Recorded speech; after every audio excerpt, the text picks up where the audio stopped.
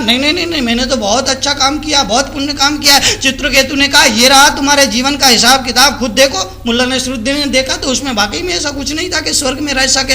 लेकिन मुल्ला नसरुद्दीन ने कहा कि मुझे तो यहाँ रहना है। उसने अपने जेब में हाथ डाला और 500 के नोट निकाले और चित्रकेतु के सामने फेंक दिए। चित्रकेतु ने कहा ये क्या है? बोले ले लो, ऊपर से लेना है तो ऊपर से ले लो, नीचे से लेना है तो नीचे से ले लो, लेकिन मुझे स्वर्ग में रहने का अधिकार दे दो। चित्रकेतु ने कहा ये स्वर्ग है, यहाँ रिश्वत नहीं चलती।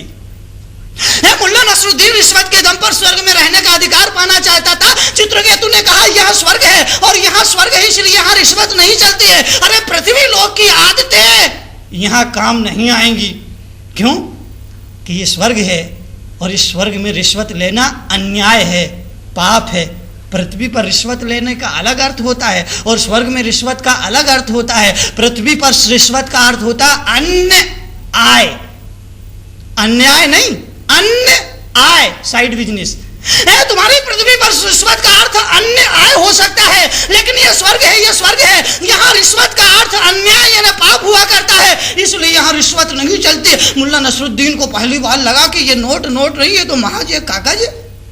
उसने बड़े उदास मन से उठाए, जेब में रखे और कहा कि मुझे कुछ भी करो, आप थोड़े दिन के लिए यहाँ रहने का अधिकार दे दो, आज्ञा दे दो, आदेश दे दो। चित्रकेतु ने कहा ना।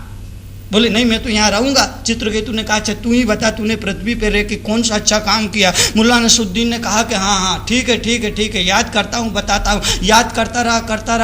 5 मिनट बाद बोला कि मैंने एक बुढ़िया को एक बार 5 पैसे दिए थे। बोले बुढ़िया को 5 पैसे दिए थे? हाँ। बोले एक बुढ़िया को मैंने 5 पैसे का दान किया था। बोले और क्या किया वहाँ पर तूने अच्छा काम? बोले कि और सोचता रहा, विचारता रहा और बोले कि ठीक याद आया। बोले क्या याद आया? बोले एक बार एक अंधे व्यक्ति को मैंने 10 में से दान में तो और भी दिए थे। अच्छा 10 में से और दान दिए थे? बोले हाँ। बोले और क्या किया पुण्य वहां पर रह करके? याद करता रहा। 1 घंटे बाद बोला और तो कुछ याद नहीं आया। तो चित्रकेतु ने कहा ये पकड़ अपने 15 पैसे और जा नरक में, और उसे धक्का मार के नरक भेज दिया। मैं तुमसे भी यही कहूंगा, मैं नहीं चाहता ये दुर्घटना तुम्हारे जीवन में घटे। मैं नहीं चाहता हूं ये दुर्घटना तुम्हारे जीवन में घटे कि जब परमात्मा के सामने तुम पेश किया, क्योंकि मृत्यु का मतलब होता है कि परमात्मा के दर चरणों में अपने जीवन के हिसाब किताब देने का क्षण, अपने जीवन का हिसाब सुनाने का क्षण। इसलिए मैं नहीं चाहता हूं कि मृत्यु के बाद जब तुम परमात्मा के सामने प्रस्तुत किए जाओ और परमात्मा तुमसे पूछे कि मैंने भगवान का भजन करने के लिए तुम्हें एक जिह्वा दी थी, क्या किया तुमने उस जिह्वा का? मैंने भगवान का रूप निहारने के लिए, जिनेंद्र के दर्शन करने के लिए, रोज मंदिर में जाकर के देव दर्शन करने के लिए मैंने तुम्हें 2 आंखें दी थी, क्या किया तुमने उन आंखों का? तो क्या जवाब होगा तुम्हारे पास? और भगवान मत तुमसे पूछेगा कि मैंने हरि की कथा सुनने के लिए, जिनेंद्र की कथा सुनने के लिए, अरे धर्म की कथा सुनने के लिए मैंने तुम्हें 2 कान दिए थे, क्या किया तुमने उन कानों का? तो क्या जवाब होगा तुम्हारे पास? और परमात्मा तुमसे पूछेगा किसी गिरते हुए आदमी को उठाने के लिए मैंने तुम्हें 2 हाथ दिए थे, किसी जरूरतमंद आदमी की सेवा के लिए मैंने तुम्हें 2 हाथ दिए थे, किसी आदमी के सहयोग के लिए 2 हाथ दिए थे, अरे दान परोपकार के लिए मैंने तुम्हें 2 हाथ दिए थे,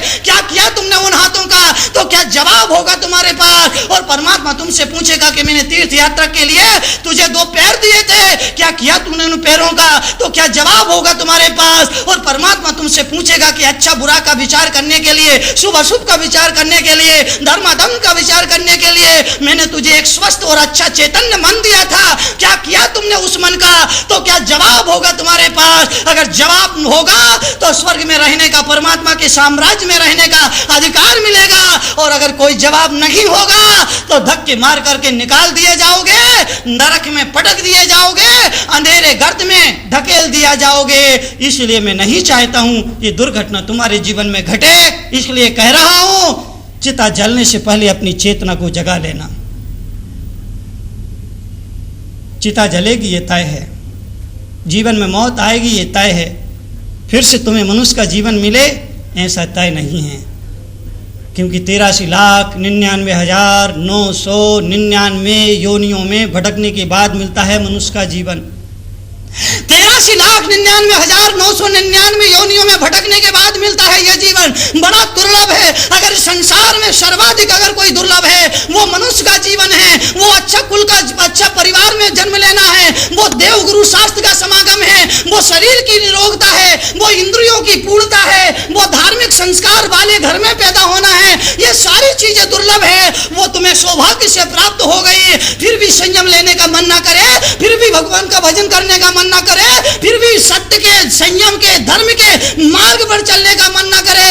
अगर इस संसार की मोह माया में अगर तुम्हारा मन उलझ जाए, अगर तुम्हारा दिल उलझ जाए और धर्म से नफरत करने लग जाओ, भगवान से नजर फेर लो, तो समझ लेना कि तुम्हारे जीवन में कोई बहुत बड़ा दुर्भाग्य आने वाला है, या तुम्हारा भविष्य अंधेरे से घिरने वाला है। तभी तो तुम्हारे मन में, तुम्हारे दिल में ऐसा ख्याल आ रहा है कि कौन सा भगवान में, कौन सा धर्म, अभी क्या जरूरत है, क्या दुख है मेरे जीवन में, जो मंदिरों में जाके भगवान के सामने गिड़गिड़ाऊं, अपने घर से जाके वहां सिर झुकाऊं, क्या जरूरत है मेरे जीवन में। मेरे पास तो सब कुछ है, जिसे चाहिए वो मेरे पास आए, मैं भला किसी के दर पर, किसी के चरणों में क्यों जाऊं।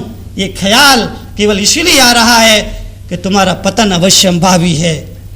मैं कहता हूं लोगों से, इस दुनिया में आकर के खो मत जाना। दुनिया में बहुत आकर्षण है, कदम कदम पर आकर्षण है, कदम कदम पर भटकन है, फिसलन भरा रास्ता है। रूप मिला फिसल जाओगे, वैभव मिला फिसल जाओगे, जरा सी अधिकार मिल गया फिसल जाओगे, जरा सी सत्ता मिल गई फिसल जाओगे, जरा सा पद प्रतिष्ठा मिल गया फिसल जाओगे, जरा सा नाम और तारीफ प्रशंसा मिल गई फिसल जाओगे। अरे इस फिसलन भरे रास्ते पर सजगता से चलना, सावधानी से चलना, अपने मन के घोड़े की लगाम पकड़ करके चलना, तो शायद सही सलामत मंजिल तक पहुंच जाओ। एक बार पैर फिसल गया, पता नहीं किस खाई गड्ढे में जाके गिरोगे, पता नहीं किस योनि में जाकर के पैदा होगे, जहाँ ना देख सकोगे, ना सुन सकोगे, ना बोल सकोगे, ना बता सकोगे, ना अनुभव कर सकोगे, और कितने काल तक उस अंधेरे कोठरियों में पड़े रहना पड़ेगा, ख्याल भी नहीं, कुछ कहा नहीं जा सकता। इसलिए चिता जल उठे, इससे पहले अपनी चेतना जगा लेना। जिन्होंने चेतना जगाई उन्होंने जीवन को तीर्थ बनाया है, जिन्होंने चेतना जगाई उन्होंने जीवन को तीर्थंकर का स्वरूप प्राप्त किया है, उन्होंने अपने आप को समझा है, अपने आप को पाया है। गफलत से ऊपर उठ जाना। दुनिया एक सपना है, और सपने का क्या, छोटा बच्चा होता है ना, वो भी समझता है कि मुझे क्या करना है। पैदा होता है तब तो समझता ही है।